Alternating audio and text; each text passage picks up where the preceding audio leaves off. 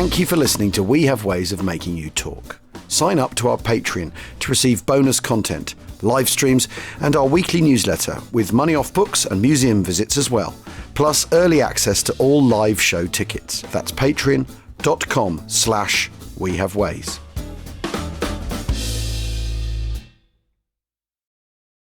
Have you ever spotted McDonald's hot, crispy fries right as they're being scooped into the carton? And time just stands still. Ba-da-ba-ba-ba.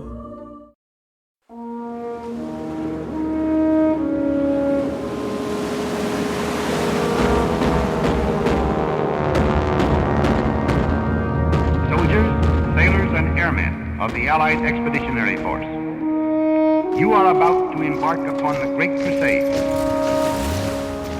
toward which we have striven these many months. The eyes of the world are upon you. On the eve of this great adventure, I send my best wishes to every soldier in the Allied fleet.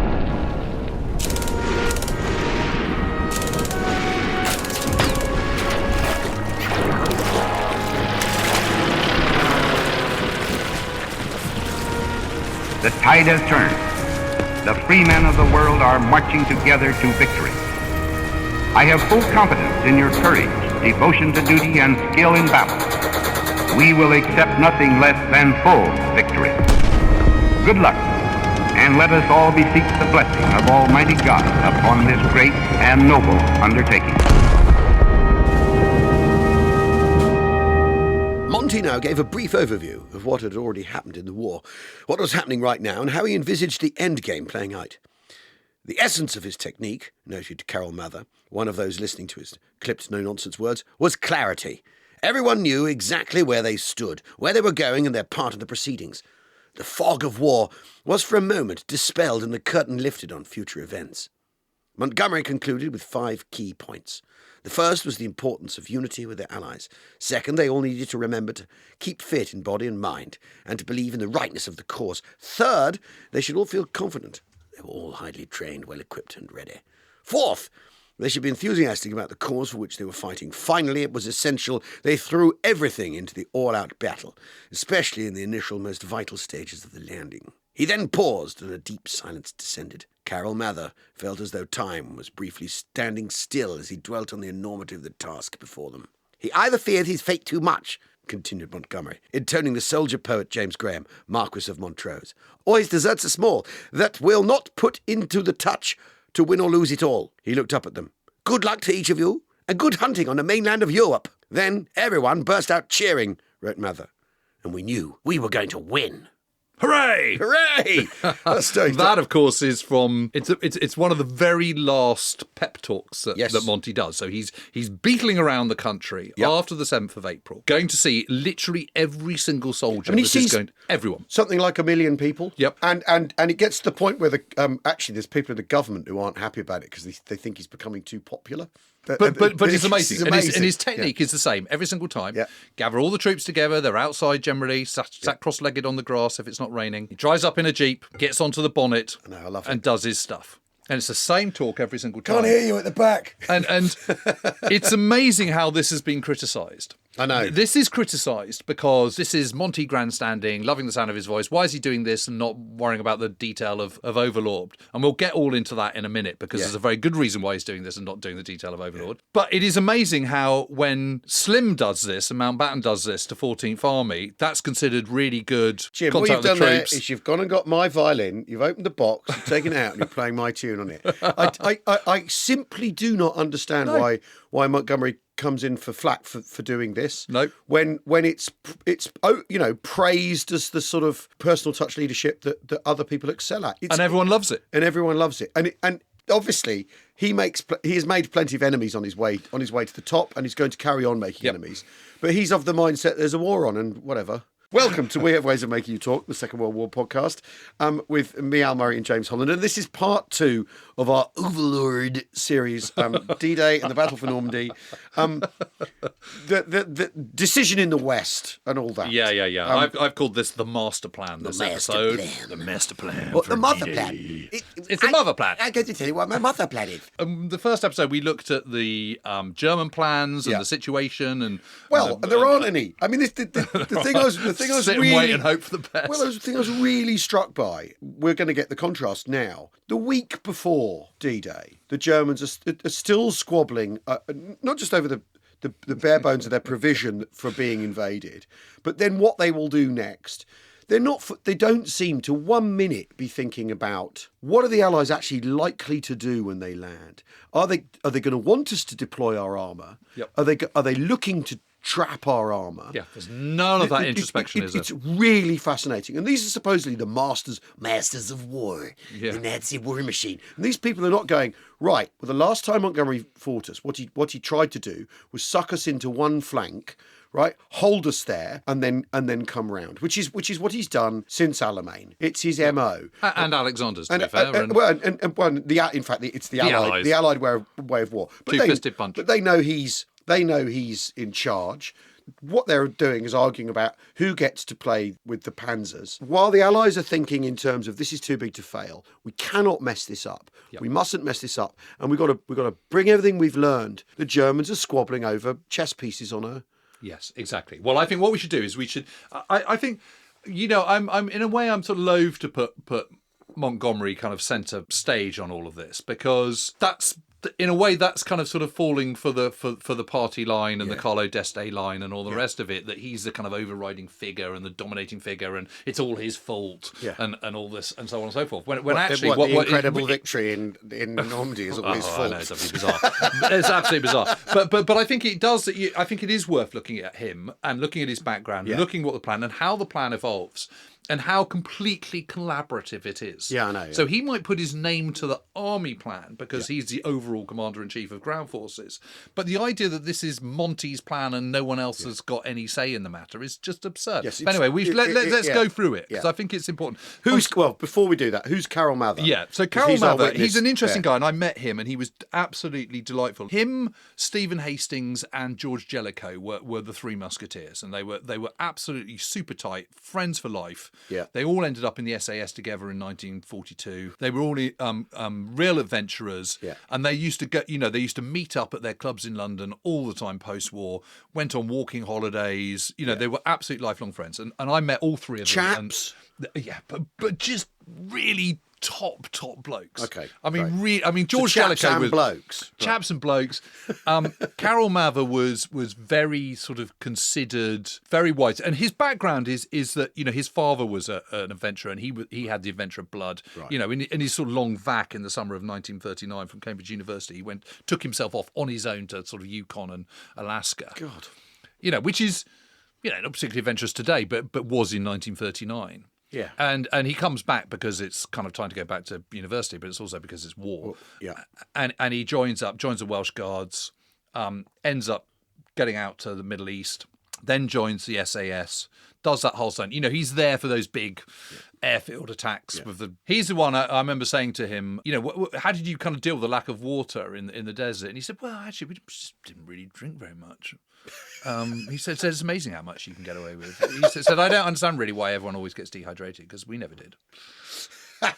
And when they got a bullet in the radiator, or some shrapnels, I think they got a bullet from an aircraft in the radiator, so they just took it in turns to piss in it. Yeah. Anyway, he was great. But just before Alamein. But the Montgomery's a family friend of Montgomery, so he knows Montgomery. Montgomery has a kind of slightly avuncular take on his ADCs, but particularly someone like Mather, who he knows anyway. Yeah. And obviously Mather's got an exemplary record as a kind of junior, subaltern, and then as a young captain. He's 25 in 1944. Joins his staff, Monty's staff for Alamein, then goes back to the SAS, gets captured along with David Stirling and co. Ends up in a Italian prisoner of war camp, gets out in September 1939 at the armistice, walks 600 miles to the Allied lines, gets sent home, rejoins the Welsh Guards, and then in the spring of 1944 gets summoned by Monty for dinner in London and says, I want you to join my staff. and says the very, very appealing line, which I think you have to do. This is going to be quite a party. If you come with me, your chances of survival are not very good. So Maverick accepts. I mean, of course. I mean, the thing is, it is quite. It does, being one of those liaison officers does end up being quite dangerous. Is the truth? Yes, because you're constantly beetling around. You're beetling around. You get in a jeep and you go and find someone else's HQ, and then you report back. Mine shot up, snipers. Yeah. You know, and people do get killed. And they kill right at the end of the war as well. Yeah. Yes, exactly. Yeah. But so we have to say, who is Montgomery? For those who don't know, he is the son of a vicar who is also ends up Bishop of Tasmania. Yes, he does, and his vicarage. He's brought up in the Oval, around the corner from Goalhanger Towers. Right. Yep. And actually, the house is now owned by Surrey County Cricket Club. It's right outside the main gates. From a Northern Irish family. Yes. So he's middle class, but he's lower middle. But he's not upper middle class. Yeah, exactly. And he's from exactly the class of people that the army's drawing officers, basically. Particularly the Indian Army. Yeah, particularly the Indian Army. The Indian Army particularly draws on people who are middle class, not upper class. Yeah. Upper class, you go to the Guards. But middle class, you don't. But he doesn't get into the Indian Army. They won't have him. No, and he never forgives them. I mean, what's really interesting about him is that so much of what we know about Montgomery has come through his filter, and is the problem about his early life. Yes, and there's a whole escapades about sort of setting fire to someone's pants. And but he's prone to self mythologizing, and there's nothing like I was bottom of the class, but I ended up running the army. I mean, I've written about Monty quite a bit. His memoirs are they're completely unreliable, and in that sense, a fantastic character reference. He lacks the easy charm of his sort of many of his peers and superiors. He's socially a little bit gauche. Yeah. He's got a massive chip on his shoulder, but he does have a terrific sense of humour. Yeah. He has a love of the ridiculous. Yeah. He's a mischief maker. Yeah. He likes mischief, and he likes gags and pranks and all really this kind of stuff. So the shirt tells, it might not be true, but it's not out of character. Or whatever happened, it's not out of character. It doesn't, And he's sport. I mean, the only interesting thing is he's sports mad. Yes, he's sports mad. So he's really interested. He knows Fitness. that being what fitness means. In the First World War, he's very badly injured. He's shot through the lung. He's left for dead. A sergeant lies on top of him, and the sniper pumps bullets into the pair of them and kills the guy who runs out. The sergeant runs out to rescue him, and he gets killed. And he's killed on top of Montgomery. And the story is they dig a grave for him and everything, and then he recovers. Still got a dicky lung for the rest of his life, but he recovers and ends up as a staff officer in the First World War. And he's excellent at it. And he's really, really brilliant at it. He's super organised, super efficient. Yeah, and there's a photo, and he gets to, I think, to brevet brigadier, and there's a photo of him next to Churchill in 1918 when Churchill's Minister of Munitions and he's visiting the Western Front. The pair of them together. Yeah. Very young, and it's obviously young Monty. But Monty works for people like Plumer, so he understands how the British Army works under the hood, and he also understands how you need to mobilise people, how you have to be incredibly organised. And when people talk about him being a First World War general, and he's taken all the things that the army learns, and the British Army win it. Again, we come back to the winning thing. And he's very interesting. His personal life's fascinating. He marries an artist, a woman who's an artist, Betty. Absolutely adores her, doesn't he? And he completely adores her. And they run this household where he'll pin orders on the notice board for the day, and she'll scribble on them. And she makes him have bohemian friends, yes, and sort of loosens him up, and you very much see this sense of the guy with his strange sense, with his playful sense of humour, allowed to let his hair down away from work. And I think he's obviously very happy when and tragically she dies of septicemia. She's bitten by 1937. That's right, loses a leg while he's on the up, while his career's coming through. And I think he's a lieutenant colonel at that point, battalion commander. Then he becomes a brigadier, and then he goes to Palestine. And he's got a 9-year-old son when she dies, which he's now got to look after, David, who he sends away. He sort of shuts himself down emotionally when his wife dies, closes himself off. Anyway, so that's who he is. Yeah, and I think obviously we have talked about Monty in the past a little bit. If anyone wants to find out more, we've got Monty in Command, is episode 516. Yep. We've got Tea with Monty. Yeah, very good. Episode 155, and we've just got Monty. which is episode 548. I mean, why not? Well, I mean, why not? But I think it's just the other thing I think is really, really important is that what you see in the 1920s and 30s is a growing kind of self-assurance and a growing sort of confidence in his own military abilities. Yeah.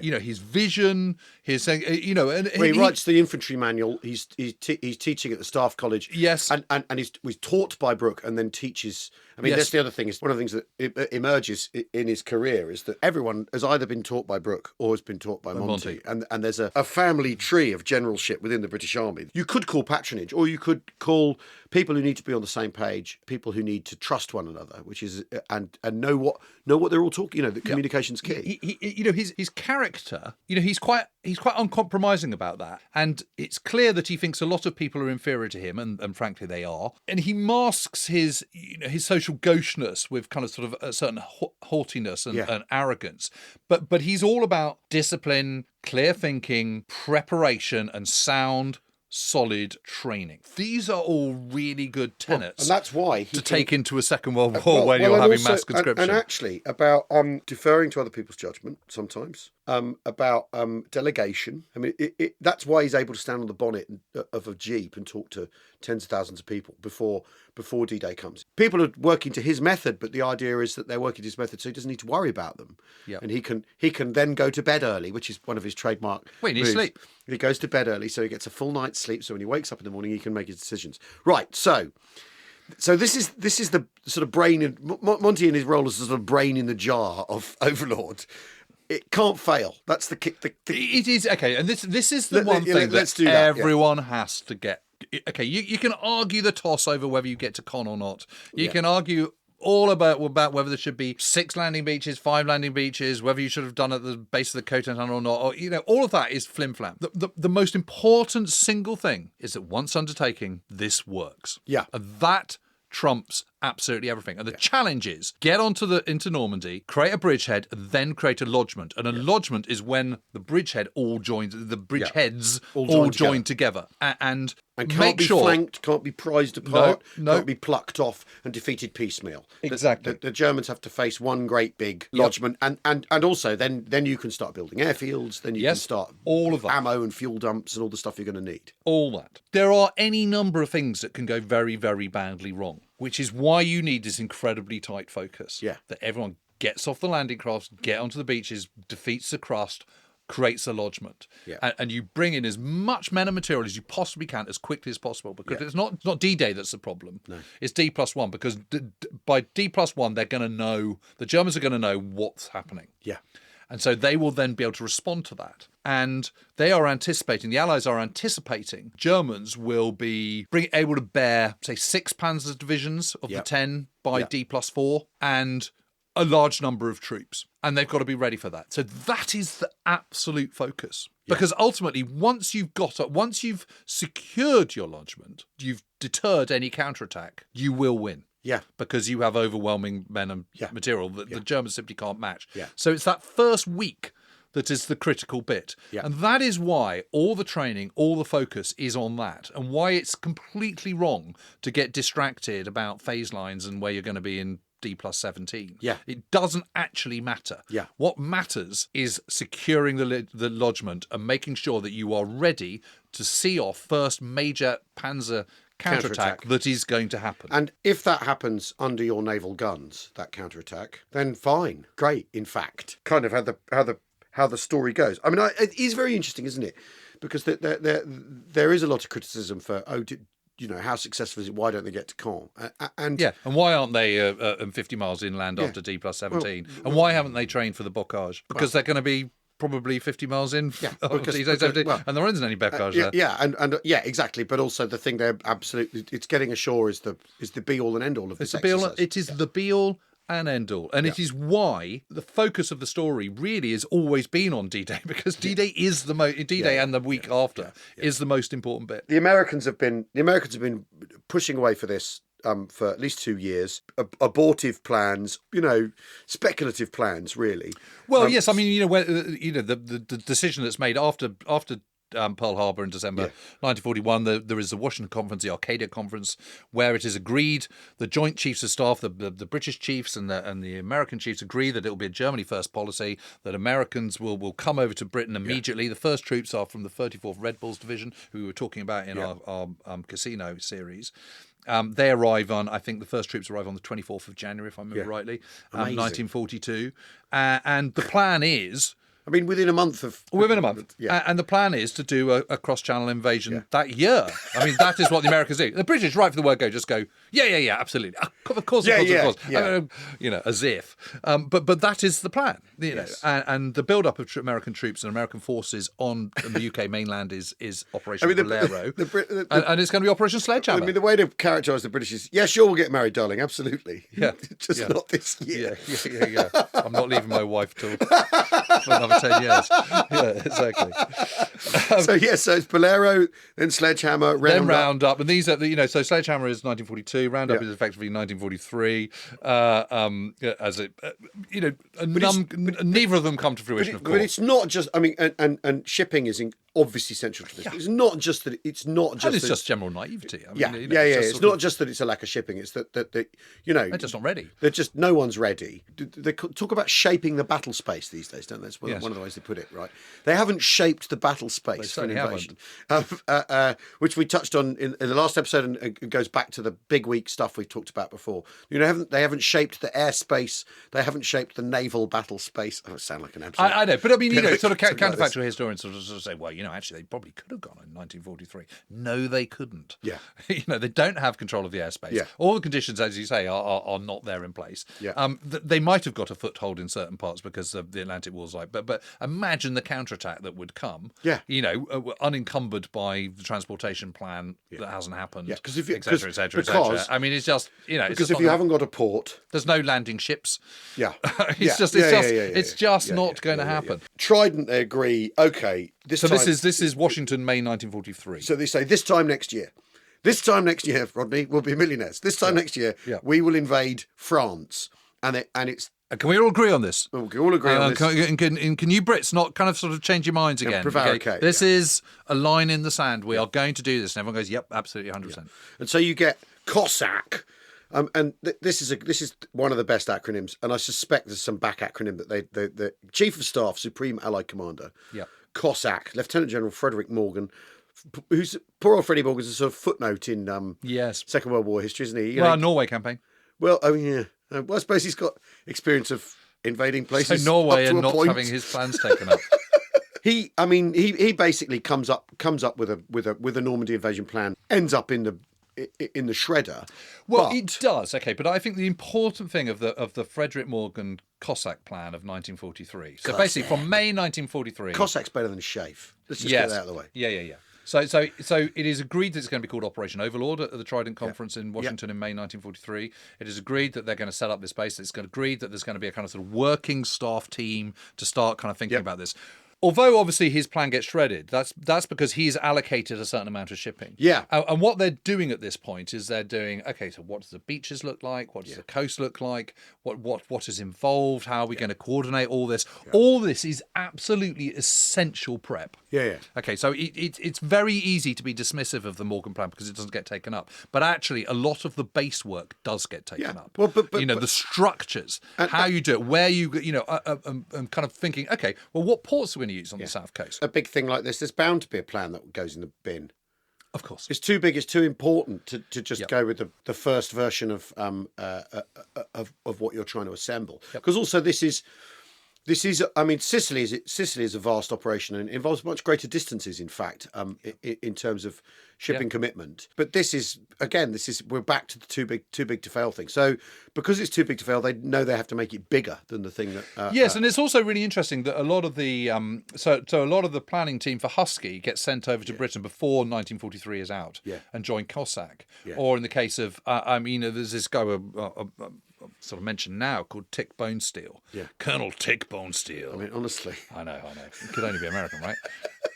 But it's a fantastic name. But anyway, Tick Bonesteel is on planning team 141, which is the 7th Army planning team for Husky. Yeah. Then gets sent over to Britain after Husky, so in late August, early September, and joins Jacob Deaver's 1st Army Jacob Devers then becomes Deputy Supreme Allied Commander in the Mediterranean in the changeovers at the end of the year. Bradley takes over as First Army Commander. Bonesteel then gets seconded to 21st Army Group planning. Right. And the reason he's there is because he's done all this planning.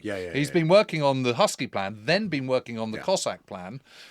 So he's the guy. And he's also done a study in 1942 of the Normandy. Right. And he's looked at the bocage, and he's looked at the beaches, and he's looked at the coastline, because Normandy is pinpointed as the place for the invasion. For sledgehammer and roundup. Suggested first of all by Mountbatten, who's the best place to make these decisions because he's been doing all his combined operations stuff with the commandos and all the rest of it, and has a greater knowledge of the Atlantic coastline than literally anyone else, or he and his team do. So that's why Mountbatten, when he's Commander-in-Chief of Combined Operations, is listened to. Normandy has already been picked. It's just when do you go to whereabouts in Normandy? Actually, Morgan does consider Brittany, but these are peninsulas. But both the Cotentin is a peninsula. You can get cut off. And you can get cut off. So that's and you're dismissed. that much. Brittany's that much is out of fight. Brittany's is absolutely it's completely not pointless. Not. Yeah. You can do it, but only just. I mean, we'll take a break shortly, but in December they make their appointments as to who's running what, and that sets the tone for what happens next. So yes, and it's worth just for people who don't know, it's worth just saying what these appointments are. So this is all decided in December 1943, following those big conferences at the end of the year. Dwight D. Eisenhower is Supreme Allied Commander in the Mediterranean at that time. He becomes the Supreme Allied Commander for Operation Overlord and for Northwest Europe. Air Chief Marshals are Arthur Tedder. British guy, RAF man, former Commander-in-Chief of the RAF in the Middle East and then Commander-in-Chief of Mediterranean Allied Air Forces. He becomes Deputy Supreme Allied Commander. All three service chiefs are British. I know, extraordinary, isn't it? Monty on the land, he's the Army Overall Commander. Ramsey, Admiral Bertram Ramsey of Dunkirk fame for the naval operations, and Lee Mallory for the air. And again, this may sound like it's got a British bias. It's not really. What one has to remember is that the vast majority of the US Navy is in the Pacific. So it's obvious it's going to be a British show. And also, to start off with, the vast majority of troops on the ground are Duke forces. They're Canadian and British, not American. That's going to change because at a certain point, Patton's going to come in with his Third Army, at which point 12th Army Group, the United States Army Group, is going to be created, at which point Monty will relinquish overall command and become commander of 21st Army Group. So, and Lee Mallory is overall air chief for no reason at all. I know. I mean honestly, let's not get. And by the way, we don't have an episode about Lee Mallory for you to listen to because we don't like him. We don't like him. I think he's rubbish. But there's quite a bit of Lee Mallory in this one and the next one. So. Yes, Okay, we'll take a very short break and then we'll come back. We'll deal with the planning. We'll do the planning. The initial discussions in Algiers. We'll see you in a sec.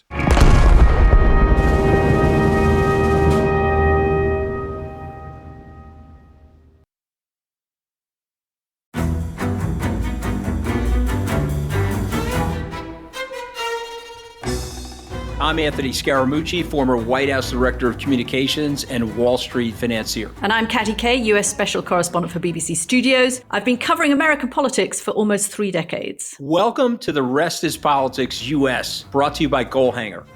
Go on, tell us, were those donations you made, like Obama in 2008, was that idealism? Were you hoping to get something out of these campaigns that would serve your own business interests, for example? So I think this will either make this podcast incredibly successful, Katty, or people will be horrified and they'll shut it off right now because I'm going to be very real with you. The Obama donation, I had gone to law school with President Obama. We were not classmates. I was a few years ahead of him. It was 2007. He was then Senator Obama. I had a check in my breast pocket. I went over to the senator. I said, Senator, you and I didn't really know each other in law school, but I'm about to hand you a big check. Can I lie to my friends and tell them that you and I knew each other in law school? Well, Obama looks at me, had the best smile in American politics since Jack Kennedy. Forever. Yeah, he lights up. He looks at me and says, I'll tell you what, if you double the amount of the check, we'll take it back to Hawaii. Okay.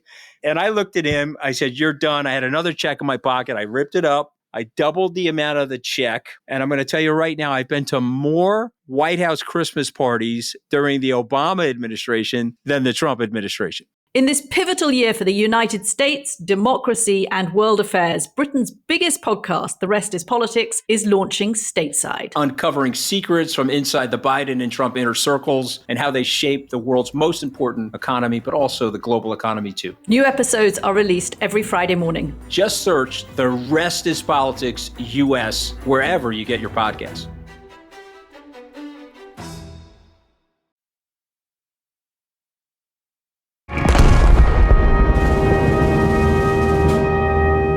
Welcome back to We Have Ways of Making You Talk, Episode 2, Overlord, D-Day, Decision in Normandy, and so on. And obviously, we're talking about the Allies here, so there are lots of conferences, there's lots of things being parcelled up, decisions being made. It's a stark contrast to the Germans. But I also think it's worth talking through the processes. Yeah. Montgomery and Eisenhower and so on are all appointed in December, as we were saying at the end of the first half. They have a meeting in Algiers at Allied Forces headquarters in Algiers, which is the headquarters still of the Mediterranean Command, on their way to England at the very end of December. And this is with Montgomery, Bedell Smith, General Walter Bedell Smith, Beetle as he's known, who is Eisenhower's chief of staff and a very competent fellow, and Eisenhower in the St. George's Hotel in Algiers. And they all agree that the Morgan plan isn't going to cut it. Yeah. No criticisms of Morgan. It's just, it needs to be much, much we need to bigger. amp it up. So Montgomery gets to England on 2nd of January and immediately gets to work with his team. And this is a multinational planning team. This is a tri-service, multinational, Americans, British, Canadians, Navy, Air, Land representatives on his staff get going. And his headquarters is based at St. Paul's School, which is his old alma mater, his old public school that he used to go to, now abandoned by the school children, and now his headquarters in Hammersmith. And actually, it's no longer St. Paul's School. St. Paul's School has moved to the other side of the river, as you know. Barnes now, It's now in Barnes, but the place is now a hotel.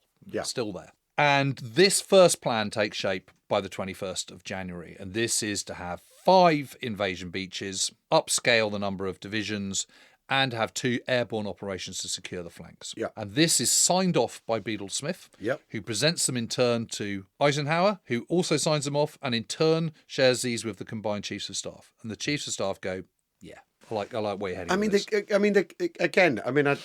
contrast with Rommel in our last episode, squabbling the week before about which panzers he's allowed. If you're going to have this stuff in 4 months' time, because they're talking about going in May. This is January it's only 4 months. If you're going to have the kit ready, you really got to get your fingers out, and you've got to have decided. When people talk about the Allies getting too sort of stuck and they've only got one way of doing things, they can't do anything any other way, and that they're inflexible. Well, of course they are. Of course they are in this instance, because how else do you organise a giant amphibious landing like this? It's the only way. It's the only way to do it. It's the only way. And it's really interesting, I think that it is Bonesteel, who we mentioned in the first half, Tick Bonesteel, who's come from Sicily planning to US First Army, to then being seconded to 21st Army Group because of his very detailed knowledge, which he's been preparing in 1942 of the Normandy coastline and inland as well. Yeah. And he says to Monty, we have to have an extra force landing at the base of the Cotentin Peninsula because of this, because the Cotentin Peninsula sticks up. You've got Cherbourg at the end, then it drops down by, I don't know, 35 miles, something like that, 40 miles. And then there's a 90-degree dog leg. Yeah. You've got that opening of the river that goes down to Carentan. If it's like a hand, your little finger Cotentin's the little finger sticking up, and the knuckles are the rest of the beaches of Normandy. Yeah. But his point is, on the on the eastern side of the Cotentin Peninsula, you need to have an invasion to protect that, but to secure that, because otherwise you can have guns from the base of the Cotentin Peninsula coming across, because actually it's not a squared off 90-degree turn. It actually dips in. So at the base of the Cotentin Peninsula, you can fire across to potential invasion beaches, which would actually end up being Omaha. Yeah. So that has to be secured as well. And also you want to drop your airborne forces so that you can secure that flank, cut off the Cotentin Peninsula, and cut off those main nodal points. There's a railway and a main road going up from southern, from that southern part of Normandy and that North Normandy coast, going up to Cherbourg.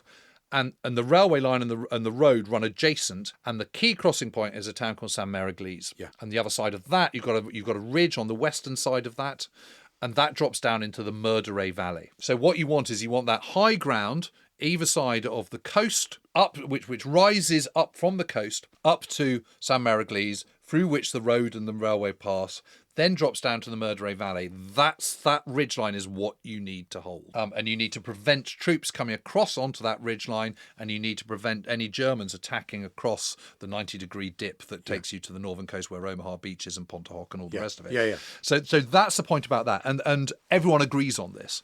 So planning is then accelerated, and a much more detailed planning of what divisions are going to be landing where, exactly how it's going to be, what the aims of the airborne forces are, because there's going to be an airborne drop on the eastern flank as well. And that's interesting because originally they're thinking, well, let's have a sixth beach. Well, there's going to be another beach, isn't there? Band Beach, which is to the immediate west of the River Orne and the Caen Canal. Yeah.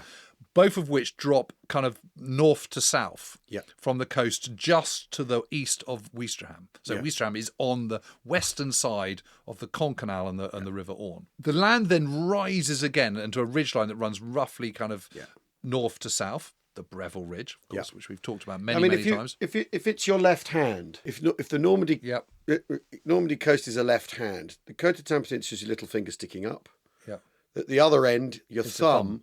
Your thumb is leading up to the Seine and the Har. Yeah, exactly. And between your thumb and your index finger is the Caen Canal and the Orne River. Yeah, and the thumb is the high ground, the ridge there. I mean, in a way, that works as a simple diagram. Doesn't it does actually. That's very good. That's not bad. I never thought about it like that, but it's very good. Great, very good. So you've got the river, you've got the high ground of the Breville Ridge. Just if you're trying to visualise it at home, the North Normandy coastline. At the eastern end of this stretch, you've got Ouistreham. Then you've got the Caen Canal running kind of north-south. Then almost immediately, a matter of kind of 50 yards beyond, you've got the River Orne running north to south. Then it rises up to high ground, which is ultimately the Breville Ridge. Then it drops down again a couple of miles away to the Dives River. So the plan is to get the airborne in, secure the bridges over the River Orne and the River and the Caen Canal, secure the high ground of the Breville Ridge, but also blow up all the bridges along the Dives, which also runs kind of north to south because it's all running to the sea. And that prevents the Germans from attacking from the east. You control the sort of inner river, and you negate the outer river. Yes, and the whole point with this plan is that you secure your flanks so that your main invasion force can land along that long stretch, that long sort of 65-mile stretch of the Normandy coast. They can all just focus on pushing inland and securing this lodgement, this continuous bridgehead. And also, I don't have to worry about their flanks. Well, and also on the eastern flank, on the Allied left flank, the Germans have to go round Caen, essentially, or round or through Caen to get to the beaches. They can't come in from the flank and disrupt from the flank. And the idea, the airborne landing, the 6 airborne landings on the left flank, the idea is that basically you're putting a buffer in that the Germans have to go round and can't destabilise you by coming in. The bridges over the Caen Canal and the Orne River, what 3 miles inland or something? Yes, not more than that. Not more than that. So if you're controlling those, if the Germans can't bring their armour in across those, pretty much sealed off that flank. Crucially important because that delays the German response, and if you're delaying the German response, you're exposing it to your air force because everything the Germans do is interdicted from the sky. So if you can make them travel further, you make them more of a target. You make them more vulnerable to what you can do to them, because the expectation is the German armour will come to the eastern flank because that's the shortest distance. It's not going to come to the western flank where the American airborne operation is. It's coming in from the east, exactly, is what you. Well, because that's where the bulk of France. That's where the bulk of France is.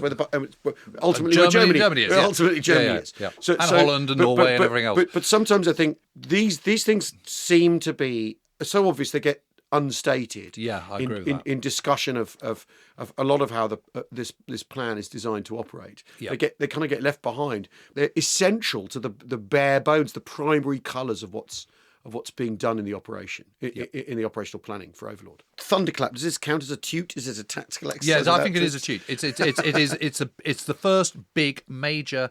Everyone attending, all the senior commanders, all the army commanders, all the Air Force and Naval commanders, they're all there, and this is the big planning wing. So this is the presentation of the plan. And before it, there's an interesting thing. So this is done at St. Paul's School, 21st Army Group headquarters, and there's a huge map on a wall. The day before, Bradley comes in, commander of the US First Army, who's going to become 12th Army Group commander at a certain point when Patton joins. And he comes in and he goes, wow, that map's really good, but I'm not sure about the phase lines, Monty.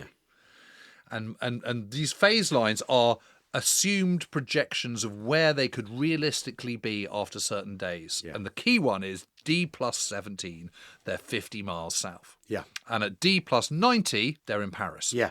Monty initially says, maybe you got a point. Yeah. Because well, Bradley's nervous about them. He thinks they're like a hostage to fortune. People will go, well, you're behind schedule. What's going on? Exactly. So when Bradley then turns up on the 7th of April, he thinks this has been agreed, and there on the map are all the phase lines. But actually, I think Bradley's got a point, but I also think Monty's got a point. Yeah. And the point is for Monty is there's a lot of people there who are all absolutely cacking themselves. Yeah. And you can't come in and... You've got to have a vision. You've got to have a vision. You've got to sell belief. Yeah. And the one thing that Monty is very good is that once he makes his decision, he sticks by it. Yeah. And he backs it to the hill. There's no prevarication. There's no wavering. And also, well, or if there is, he's never going to let anyone. And he's never know. going to let it. No. Because that's. I mean, this is the thing. You can't say that. You can't say for sure that he was absolutely certain it was all work, but he was damn well going to make you think he was absolutely certain it was all going to work, because that's his command attitude. Yeah. My men need to have confidence, and in this instance, his men are the people around him. It's not just the guy in an armoured division or an infantry division. He's trying to make people basically imbibe on this confidence and embrace it for themselves as well, isn't he? He's trying to he's trying to inspire people with his leadership. It's as blatant. It's plain as that. But we're back to the primary colour aspect of a lot of this. That those things need remembering or taking into account. Why wouldn't you want to inspire everyone? I mean, of course you want to inspire people. Yeah. I mean, that's the whole point. He's not going to call a meeting and go, look, well, lads, it may not work, but we're going to have to we've got to roll the dice here. Have a vote on it. I mean, it's none of that. And the other thing is the plan has been put together by a lot of different people. This is, it may have Monty's touch to it, but this is a plan that has been agreed every step of the way. Yeah. And that's the point. And so they're also, I mean, the other thing with the phase lines that's worth pointing out is they are expecting the Germans to retreat in phases. Well, that's what they've done. That's what they've done. You can only make presumptions and assumptions on the basis of previous experience. Yeah. Because that's your only reference point. Yeah. If you're looking at North Africa, if you're looking at Tunisia, if you're looking at Sicily, if you're looking at Italy, that is how the Germans have operated. Yeah. And, it is a perfectly reasonable assumption to assume that they will do the same. It's just like once the Germans have lost the Battle of the Lodgement, why would they fight close to the shore? Because you're going to be within range of offshore naval guns. Yeah. Why would the Germans want to make their lives harder? So it makes no sense to fight close to the coast. Yeah. So do you want to do what Monty says? Of course. He says, this exercise is being held for the purpose of putting all general officers of the field armies in possession of the whole outline plan for Overlord, so as to ensure mutual understanding and confidence. Some of us here know Rommel well. He is a determined commander and likes to hurl his armour into battle. Yes, so this is important. This goes back to your point earlier on, that they are actually really thinking about they're not just thinking about how the Germans respond, they're also thinking about the people that are in command, how they're going to respond. And he's quite right. That's exactly what Rommel wants to do. And it's exactly what he does do. He does do eventually, but although with his one hand tied behind his back. Yeah. And the intelligence is very good. Well, they have a very clear picture of what the German dispositions are and what they're up against. But isn't that interesting though? It is what Rommel does, but he does it with one hand behind his back, so he can't even do the thing that he wants to do effectively and properly. I'm a broken record on this. It is just so fascinating, the difference in tenor between and tone between the two different command structures here. That decisions are being stuck to. Decisions are being made. Decisions are being stuck to. There's a whole ton of delegation going on. Yep.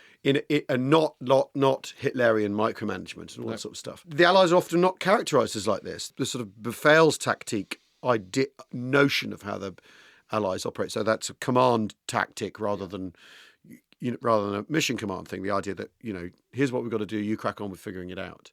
And I think the contrast couldn't be greater, could it? And it is interesting because they know that there's 60 divisions in Army Group B. They know that there's 10 mobile divisions. They've got that absolutely right. They know where they are, and that's because their intelligence is really good. Yeah. And they, their assumptions about kind of when the Germans can be expected to know exactly what's going on, when they can expect counterattacks. All this has been thought through, and the whole plan is based around that. Yeah. The plan is to get to Caen on day one. in an ideal world, and then hurry up and get onto the Burgos Ridge. Yeah. And this is this area of high ground. It's a sort of flattish plain just to the kind of southeast of the city of Caen. Caen is 10 miles inland from Ouistreham on the kind of eastern edge of the invasion front. And the other thing that they're very keen to get to Burgos Ridge is because it's a place that's been earmarked for airfields. Yeah. And they recognise that this is the pivot for the German great big counterattack. fields. Great big, they're huge fields, they're gigantic huge. fields, yeah. But I think the really interesting thing about this is they've now amassed, they reckon they've got around sort of 4,100 assault craft of varying kinds. So the key thing, of course, is the landing ships. These are the big boys. We talked about this a little bit in our casino series. Landing ships are kind of 120 meters long. They can take 3,500 tons of supplies. Yeah. A battalion of men or whatever, 1,500 men on one. So they're really substantial. And the number of these is the kind of they have 30 less than they want, but they still have a decent amount. We've got episodes, if anyone's interested, on landing craft.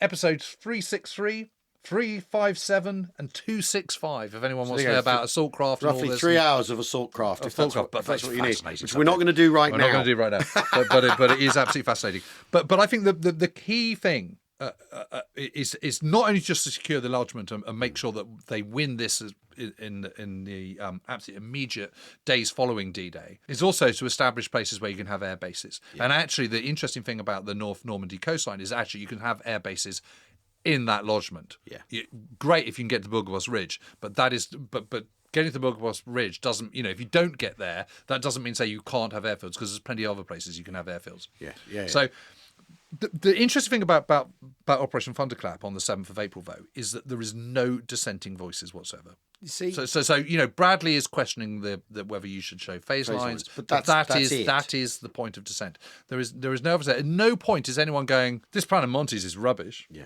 Because it isn't Monty's plan; it's everyone's plan. Yeah. They're all in it together. But we've touched on what we know, or rather, what the Allies know about the Germans. What do the Germans think they know about the Allies? Because there's an enormous deception plan in place, isn't there? Yes. So this is Operation Fortitude. And it's. I mean, I don't think we've got time. We should sort of do a whole separate thing on Fortitude. We can do a series on Fortitude. Yeah, that's episode 958. Next year. Exactly. But in a nutshell, this is the disinformation campaign. So the assumptions for Operation Fortitude are that the Germans are going to know that there's going to be a cross-channel invasion. Yep. The key is to keep them guessing as to where and when. So it's not that they don't know it's happening. You can't hide that. No. It's where and when is the key thing. Yeah. It's interesting that every single German agent that infiltrates into Britain is turned. Yeah, is caught, and they're either executed at the Tower of London or whatever, or they're turned into double agents. Yeah, and live in Neasden or somewhere like that. Live in Neasden, yeah, exactly. There's a street in Neasden with them. Yeah, when we were going off to see Slash the other day at Wembley Arena, we went through Neasden, and Ned said to me, "God, I've never even heard of Neasden." And I went, "Oh yeah, I've heard of Neasden." Puyol lives in Neasden. Yeah, exactly. The greatest double agent of them all. But as well as the double agents, there's Ultra, obviously, and one of the big things they're doing with Ultra is they're not just using Ultra. One of the things that's interesting about Ultra is its work as a feedback loop, where you find out what the Germans know about you. Yeah. And it's as valuable for that as for finding out what you know about them. Yep. And Access Sally. And Access Sally, yeah, exactly. So you've got this feedback loop because, Access Sally is fascinating. The German, it's a broadcaster, and we've done an episode about that, 321. That basically, Access Sally is transmitting what the Germans think Allied intentions are, which is extraordinary daft thing. Well, and one of the things about the key, and so this disinformation campaign is run by MI5. Yep. And the Double Cross Committee. The point about this is to feed real information with fake information. Yeah. So it's very disconcerting if you're an American soldier and you're listening to Access Sally and they kind of sort of mention where you are or whatever. But actually it sort of doesn't really matter. Yeah. And that's the whole point, is to give it sort of, verisimilitude. But also the other thing is everyone's so obsessed about Enigma traffic and, decrypting at Bletchley and all the rest of it. But it's not just Enigma traffic that they're decrypting. They're also decrypting the Lorenz Yeah. cipher tool. And this is particularly important for teleprinters. And the Germans are very, very reliant on teleprinters. It's kind of new technology and they're really into it. And this is the main means of disseminating information between commands and armies and divisions and stuff to headquarters and the OKW. And this decoded information is known as fish. And it's amazing how no one's ever heard of it. Everyone's heard of Enigma, everyone's heard of Ultra, but no one's ever heard of fish. And fish. Well, I think I can tell you why. Yeah. I mean, if it was called Legend or something, we'd know about it, wouldn't we? Yeah. Is that your grit?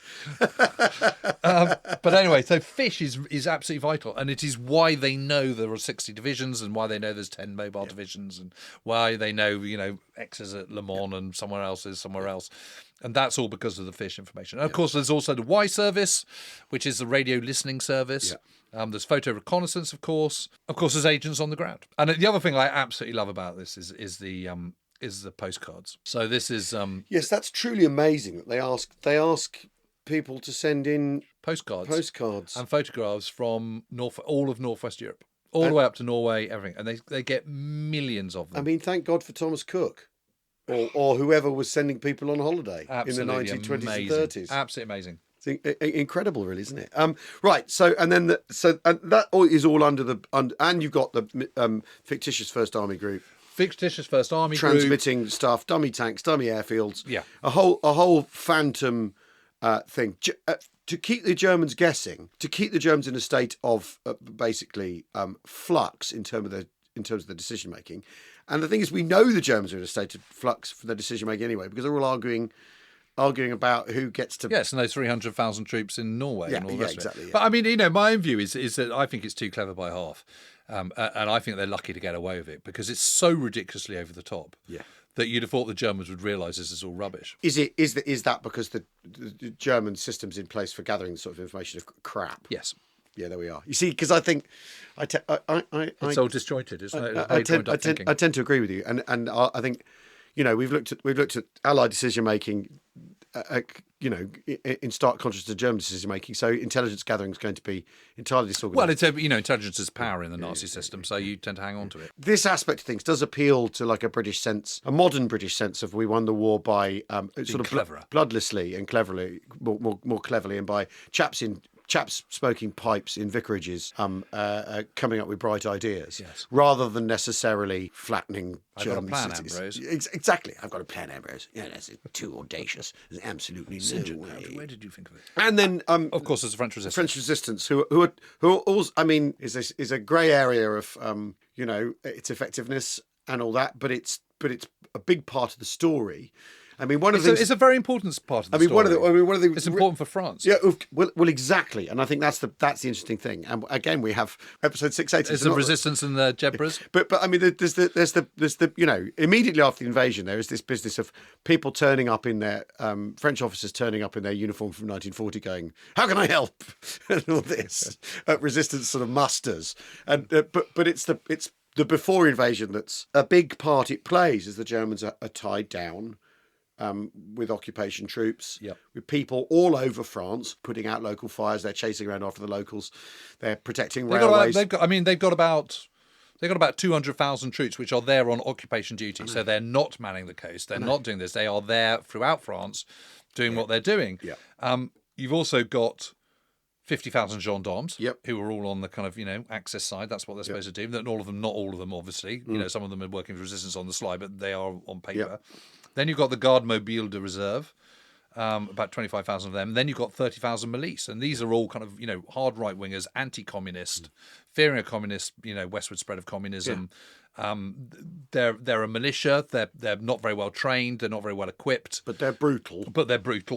And they're dedicated to kind of stamping out commies and lefties. And recruitment after Overlord goes up. For that side of things, which is an interesting part of the picture. There's a lot of them.